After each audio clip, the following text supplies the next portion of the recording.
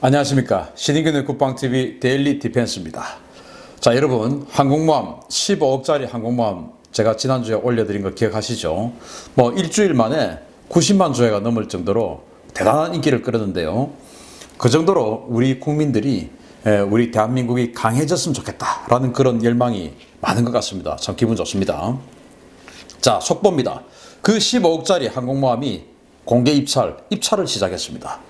낙찰을 받는 방법, 그러니까 낙찰을 받으려면 어떠한 산을 넘어야 되는지 하는 그런 것들을 알려드리도록 하겠습니다. 보시겠습니다. 자, 브라질이 퇴역 항모에 대해서 공개 입찰을 본격화했습니다. 입찰 공고문 한번 보시겠습니다. 물론 브라질 포르투갈어로 나와 있는 것을 제가 해석을 했어요. 자, 공고번호는 43-2019고요. 공고 품명은 상파울로 선체, 그리고 최저 입찰 금액은 530만 9,773 헤알, 하나로 따지면 약 15억 4,153만 원입니다. 입찰 설명회는 했습니다. 2019년 9월 27일 날 리우데자네이루의 반데이란스테가의 639 빌딩 10호실에서 했습니다. 입찰 관련 사항은 매물은 현재 리우데자네이루 아스날 해군기지 부두에 정박해 있고요. 매물 확인을 원하는 입찰 희망자는 12월 6일까지 사전 방문 일정을 잡아놓고 방문해서 매물 확인 가능합니다. 낙찰자는 항만 사용료와 예인비 등 제반 비용을 부담해야 한다고 합니다. 최종 낙찰자 결정일은 2020년 1월 중순의 예정인데요. 원래 이게 2019년 12월에 발표를 하기로 했었는데 좀 미뤄졌습니다. 그러니까 조금 더 입찰자들을 조금 더 많이 확보하겠다라는 생각을 하는 것 같아요. 기타 문의사항 전화번호는 여기 나와 있고요.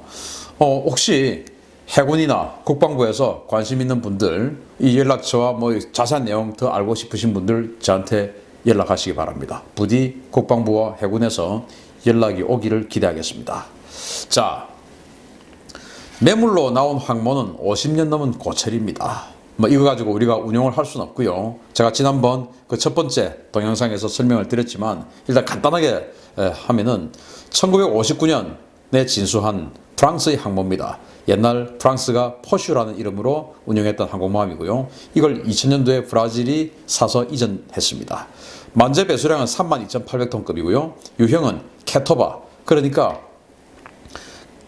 사출기로 쏘고요. 그리고 강제 착함 장치, 어레스트 와이어로 고리로 걸어서 강제 착함시키는 이런 방식을 캐토바형이라고 하는데, 그런 것을 이제 캐토바형 중형 항모, 크기가 중형이니까 중형 항모 이렇게 할 수 있고, 길이는 265m, 너비는 31.7m입니다.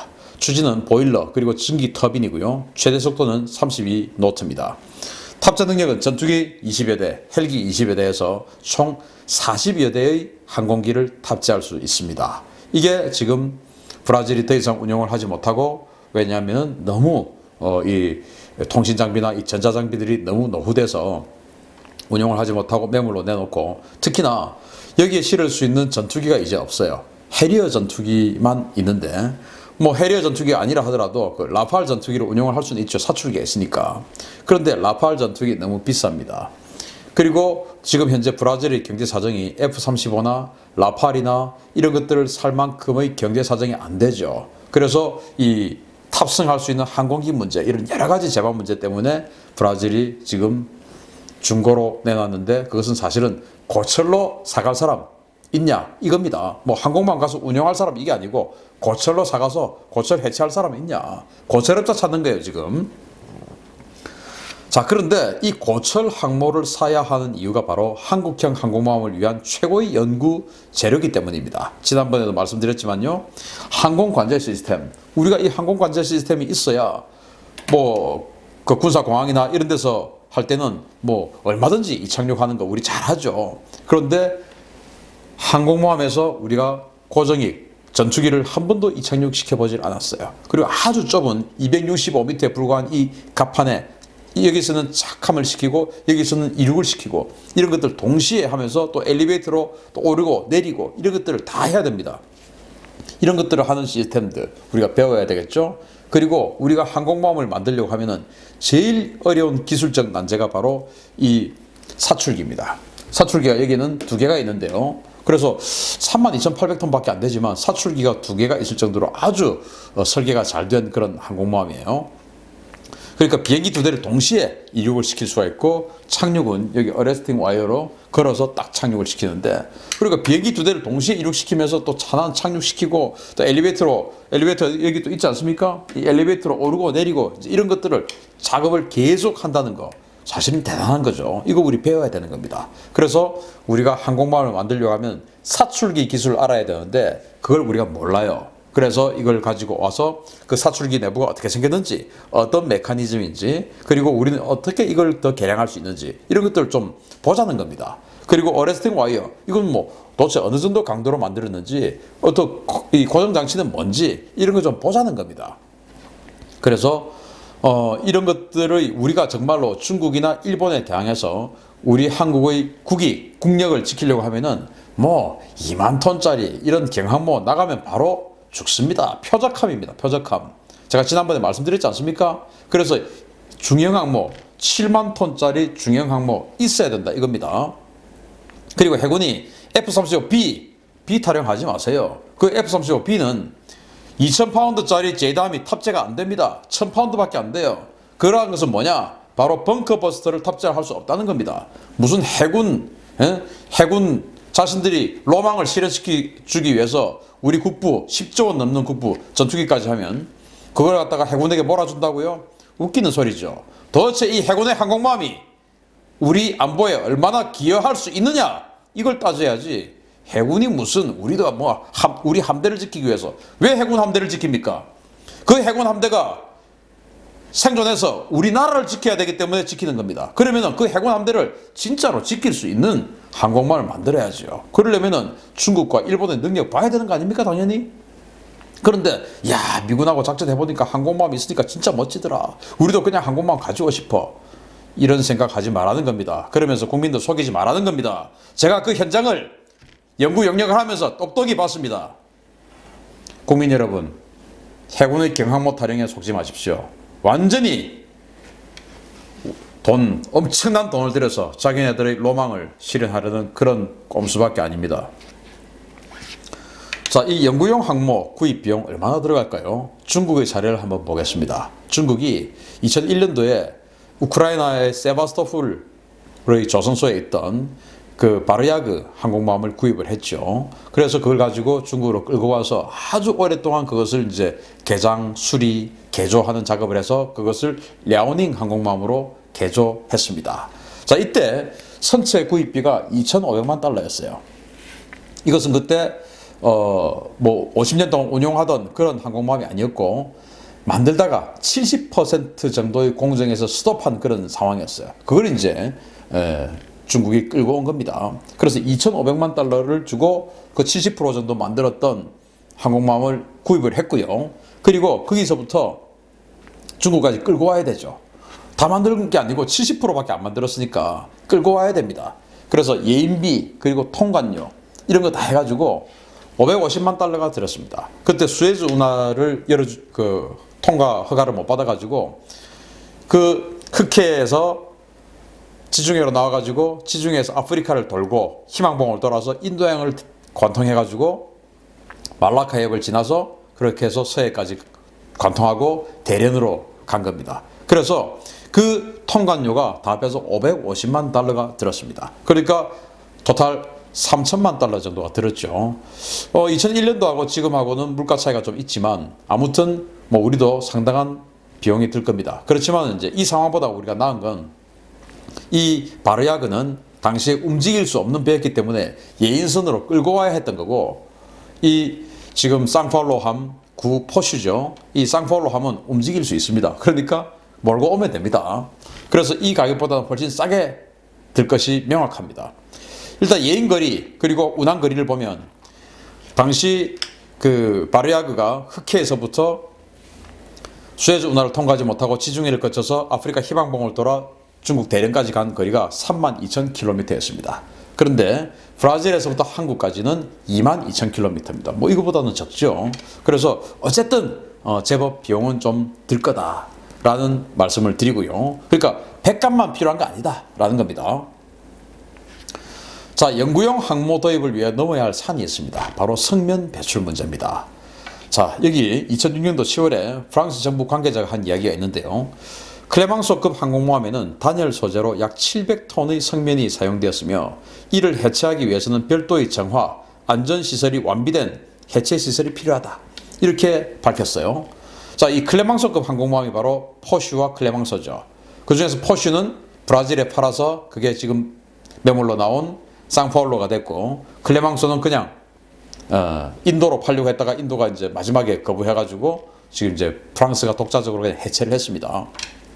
지금 이 사진이 바로 클레망소 항공모함을 해체하는 그 현장이에요. 여기 보면 뭐 여러 가지 선박들, 군함들 이런 게 있는데 여기 어떤 그 공간에다가 집어넣고 뚝을 싸가지고 물을 뺍니다. 물을 빼가지고 이제 물이 없는 상태로 만들어 놓고 여기서 이제 해체 작업을 한 겁니다. 문제는 1950년대에 만들었기 때문에 성면에 대한 어떤 그 위험 인식이 없었죠. 사실 뭐 우리가 불과 얼마 전만 해도 그 스레트, 성면으로 만든 그 스레트 거기다가 삼겹살 구워 먹고 하지 않았습니까?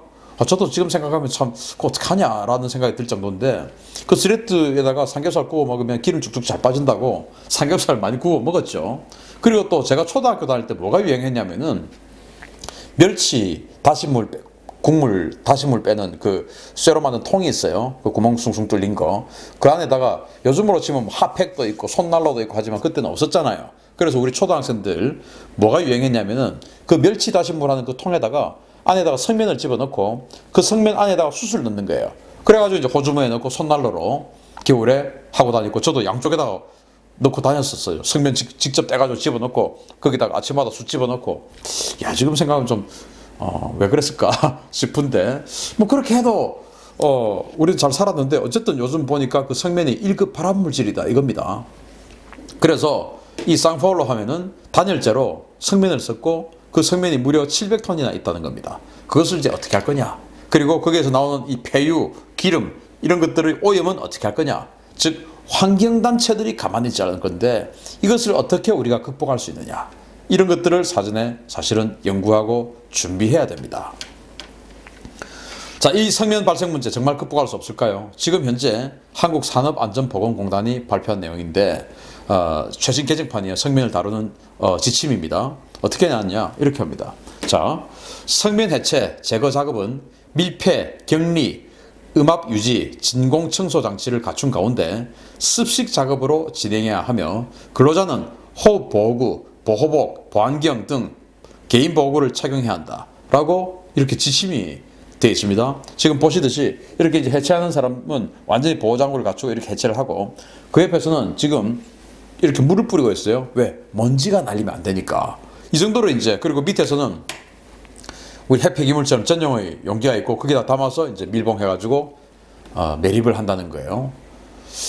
이 정도로 지금 성면이 굉장히 문제가 되고 있는데 이 항공모함의 성면이 700톤이나 있다. 이게 이제 넘어야 할 산입니다. 자, 연구용 항모 도입을 위해서 넘어야 할 또 하나의 산이 바로 아까 그런 여러 가지 문제를 가지고 딴지를 걸 수밖에 없는 걸 확률이 아주 높은 환경단체들입니다. 이게 소련이 망하고 나서 우리가 영유통이라는 회사에서 도입을 했던 해체 작업을 해서 이제 고철로 팔려고 갖고 왔던 민스크 항공모함입니다. 민스크와 노보로시스크 이 두 척의 항공모함을 우리가 가져왔고 노보로시스크는 먼저 해체를 했습니다. 다음에 이 민스크를 해체를 해야 되는데 환경단체들이 기름 유출되면 양식장 다 죽는다. 이거 방사능 나온다더라. 폐기물은 어쩔 건데 한번 오염되면 영원히 복구가 안 된대요. 뭐 이런 식으로 그 때를 쓰는 겁니다. 이때는 그 1990년대 초중반이었기 때문에 환경단체나 이런 분들의 어떤 그 영향력 것이 지금보다 약했던 때예요. 그럼에도 불구하고 결국 이 민스크는 마산, 진해, 포항 이런 데를 전전 하다가 결국은 이 환경단체의 벽을 넘지 못하고 중국에 팔려가지고 지금 현재는 선전에서 해상공원으로 운영되고 있습니다.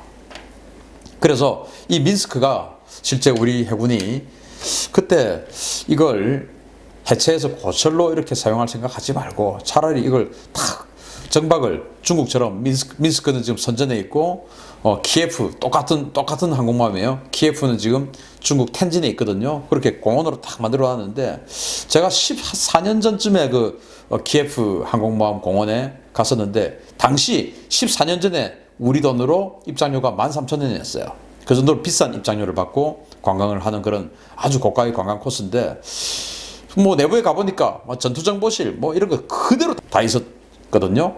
우리도 이렇게 영유통이 잘라서 고철로 파는 그거 말고 차라리 우리 정부가 우리 해군이 이걸 사서 함산공원을 딱 만들어 놓고 진해에다가 그래 놓고 계속 그 안에 전투정보실이나 이런 그 구조는 어떻게 돼 있는지 이걸 좀 들여다봤으면 어떨까라는 생각을 해요.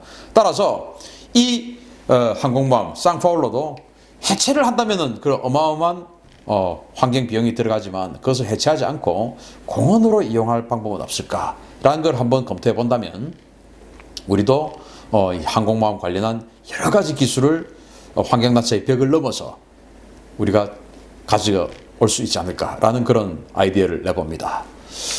자, 또 이 연구용 항공모함 도입을 위해서 넘어야 할 또 하나의 산이 바로 해군의 인식입니다. 야, 사업이 먼저다. 경항모함 공모함 해야 한 3조 원 정도밖에 안 되니까 우리 뭐 정부가 예산을 착착 주지 무슨 뭐 7만 톤짜리 항공모함 그러면 한 5조 원 정도 든다며. 그러면 누가 우리한테 5조 원 주겠냐? 그거 안 된다. 그러니까 사업이 먼저다.